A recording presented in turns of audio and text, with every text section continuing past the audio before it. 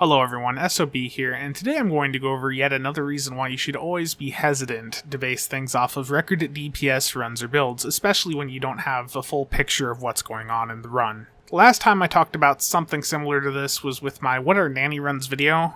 I'll be referencing that a few times, so if you want to check that out to understand that fully, link to that is in the description below. So the issue this time is that there's been a duty officer mission buff, one of those that lasts for 2 hours when you get a crit on certain assignments, that buffs long-range targeting sensors. The plus 25 it gives to long-range targeting sensors is essentially a real 25% DPS increase. Before the skill revamp, the assignment this comes from gave the attack patterns buff, and with the revamp and that being removed, it was swapped over to long-range targeting sensors.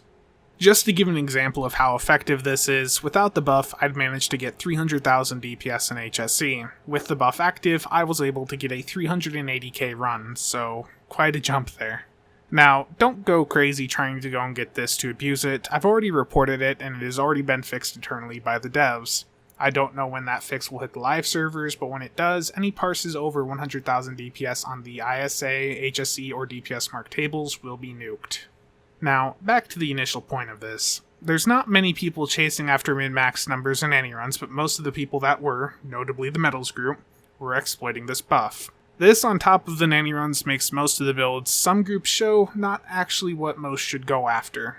If you're someone just getting into DPS stuff, or you're trying to follow the min-max builds, it's not good to follow a build that has minimal survivability because it's set up for a 3-2 split ISA run where 2 recluses are healing it and following it around and just carrying it.